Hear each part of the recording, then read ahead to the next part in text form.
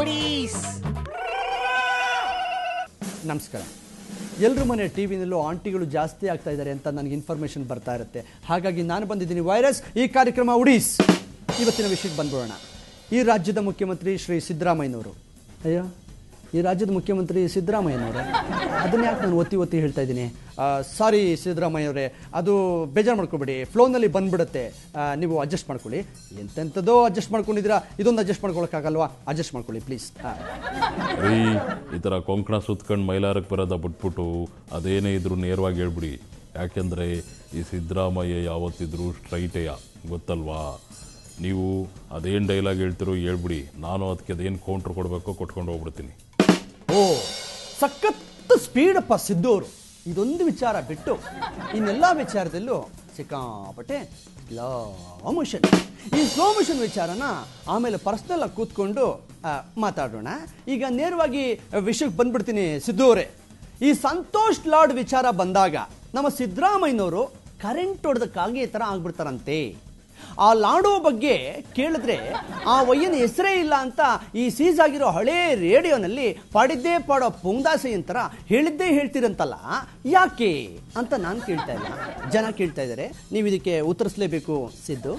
ನೋಡ್ರಿ, ಹೇಳುವುದಕ್ಕೂ ಕೇಳುವುದಕ್ಕೂ ಇದು ಸಮಯವಲ್ಲ. ಸಾಹೇಬ್ರು ರಾತ್ರಿ ಫ್ರೀ ಮಾಡಿಕೊಂಡು ಕವಿರತ್ನ ಕಾಳಿದಾಸ ಪಿಕ್ಚರ್ ನೋಡಿರ್ಬೇಕು. ಸಿದ್ದು ಅವರೇ, ಈ ಪಿಕ್ಚರ್ ಡೈಲಾಗಲ್ಲ ಬೇಡಿಪ್ಪ.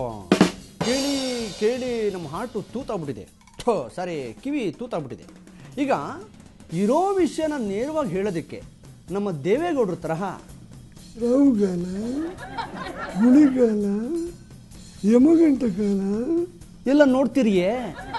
ನೋಡ್ರಿ, ಆ ಕಾಲ ಈ ಕಾಲ ನೋಡಕ್ಕೆ ಮೊದಲು ನಮ್ಮ ಕಾಲ ನೆಟ್ಕಾಯ್ತಾ ಅಂತ ನೋಡ್ಕೋಬೇಕು. ಆ ಲೋಕಾಯುತರು ಕೊಟ್ಟಿರೋ ವರದಿನಲ್ಲಿ ಈ ಲಾಡು, ಬೂಂದಿ, ಜಾಂಗಿರೋದು ಯಾವ ಹೆಸರುಗಳು ಇಲ್ಲ. ಅದು ಸರಿ ಕಣ್ರಿ, ನೀವು ಹೋಗಿ ಬಂದು ಮೂಗಿ ಬೆಂಟಿದ್ರು ನನಗೆ ಅಲ್ಲಿಗೆ ಬರ್ತಿರಲ್ರಿ. ನಾನುವೇ ಆ ವರದಿಯ ತರಿಸ್ಕೊಬಿಟ್ಟು ಈ ಸ್ಪೆಕ್ಸ್ ಹಾಕೊಂಡು ಜೂಮ್ ಮೇಲೆ ಜೂಮ್ ಹಾಕೊಂಡು ನೋಡಿದ್ದೀನಿ. ರಿಯಲಿ? ಸೂಪರ್ ನೋಡಿಪ್ಪ. ಅದಕ್ಕೆ ನೋಡಿ ಅವ್ರ ಹೆಸರು ನಿಮಗೆ ಕಾಣಿಸಿಲ್ಲ. ಹ್ಞೂ ಕಣ್ರಿ, ಕಂಡ್ರೆ ನಾನು ಸುಮ್ಮನೆ ಬಿಟ್ಬಿಟ್ಟನಾ ಅಲ್ವಾ? ಮತ್ತೆ ಸಿದ್ದರಾಮಯ್ಯನವರು ಯಾವತ್ತಾದ್ರೂ ಸುಮ್ಮನೆ ಕೂತಿದ್ದು ಉಂಟೆ ಅಲ್ವಾ? ಅದ ಇನ್ನೊಂದ್ಸಲ ತರಿಸ್ಕೊಂಡು ನೋಡಿದ್ರಾಯ್ತು, ಪರಿಶೀಲನೆ ಮಾಡಿದ್ರಾಯ್ತು, ಕ್ರಮ ತಗೊಂಡ್ರಾಯ್ತು.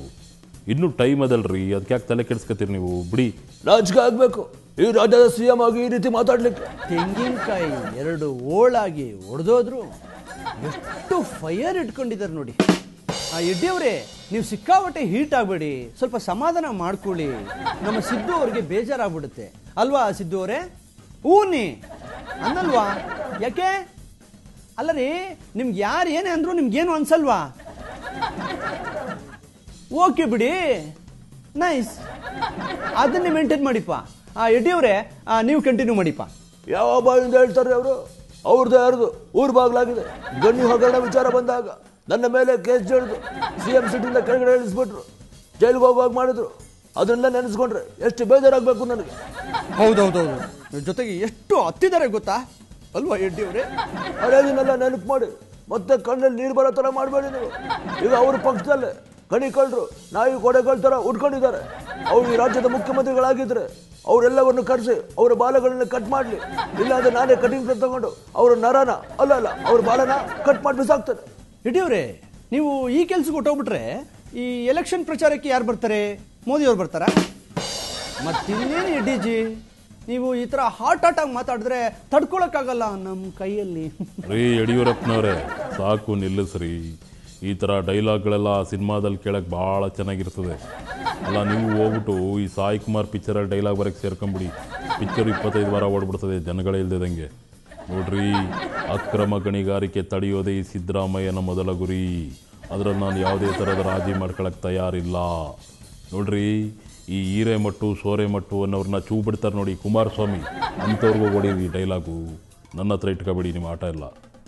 ಹೆಚ್ ಡಿ ಕುಮ್ಸ್ ಬ್ರದರ್, ಇದಕ್ಕೆ ನೀವೇನಾದರೂ ಹೇಳಿಪ್ಪ, ಇಲ್ಲಾಂದ್ರೆ ನಿಮ್ಮ ಬಾಯಿಗೆ ಅವಮಾನ ಆಗುತ್ತೆ. ನೋಡಿ ಬ್ರದರ್, ನನ್ನ ಜೊತೆಯಲ್ಲಿ ಅವ್ರಿಗೆ ಹೇಳಿ ಆಟ ಆಡಬೇಡಿ ಅಂತ. ನಾನು ಮನಸ್ಸು ಮಾಡಿದ್ದಿದ್ರೆ ಕಾಂಗ್ರೆಸ್ನಲ್ಲಿರೋ ಎಲ್ಲ ವಿಕೆಟ್ಗಳು ತೆಂಗಿನಕಾಯಿ ಮರದಿಂದ ಕಾಯಿಗಳು ಉದುರೋ ಹಾಗೆ ತಪ್ಪ ಅಂತ ಉದುರೋಗ್ತಾ ಇತ್ತು. ಓ, ಯಡಿಯೂರಪ್ಪನವರ ತೆಂಗಿನಕಾಯಿ ಎಲ್ಲ ಉದುರೋದುವಲ್ಲ ಹಾಗ? ಯಾಕ್ರೆ ಎಲ್ಲಿಂದ ಎಲ್ಲಿಗೋ ಸಂಬಂಧಗಳು ಕಟ್ತೀರಾ, ಎಲ್ಲಿಗೋದು ನಾನು ತೆಂಗಿನಕಾಯಿ ಬುಡಕ್ಕೆ ಬರ್ತೀರಾ. ನೀವು ಮಾತಾಡೋದು ಸ್ವಲ್ಪನೂ ಸರಿಗಿಲ್ಲ. ನೋಡಿ ಬ್ರದರ್, ಯಡಿಯೂರಪ್ಪನವರು ಈ ರೀತಿ ಎಗ್ರಾಡೋದ್ರಿಂದ ಏನು ಪ್ರಯೋಜನವಿಲ್ಲ.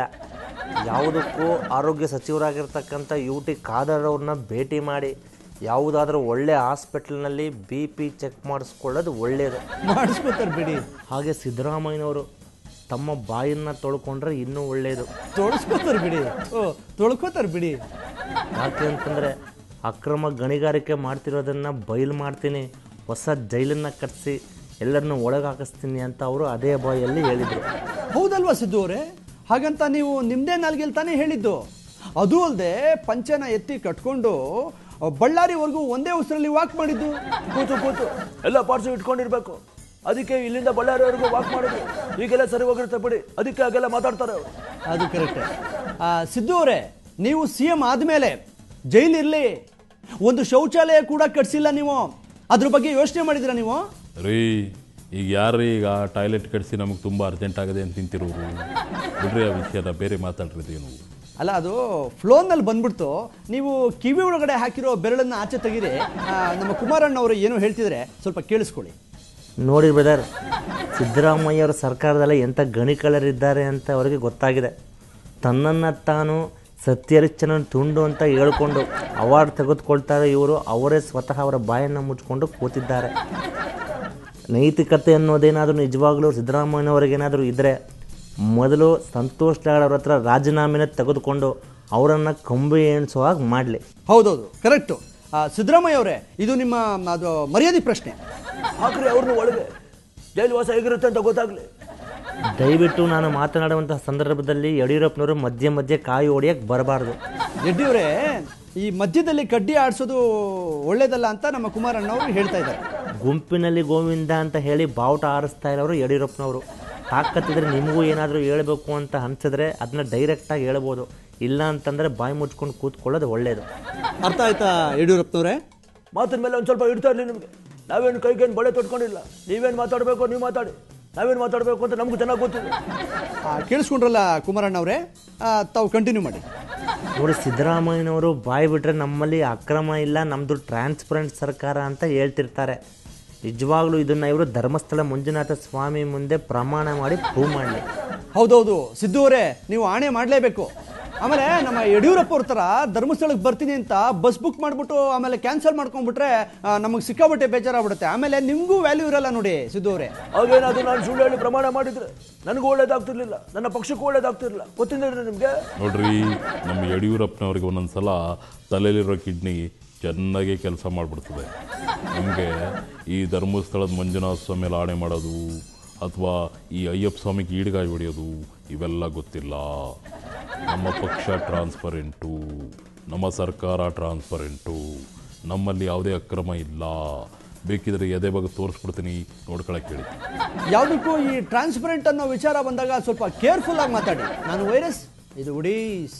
ಊಟೀಸ್ನಲ್ಲಿ ಮುಂದೆ ಇದ್ದಿದ್ಯಪ್ಪ. ಹೋಟೆಲ್ವ್ರಿಗೆ ಜೈ, ಹೋಟೆಲ್ವ್ರಿಗೆ ಜೈ, ಹೋಟೆಲ್ವ್ರಿಗೆ ಜೈ.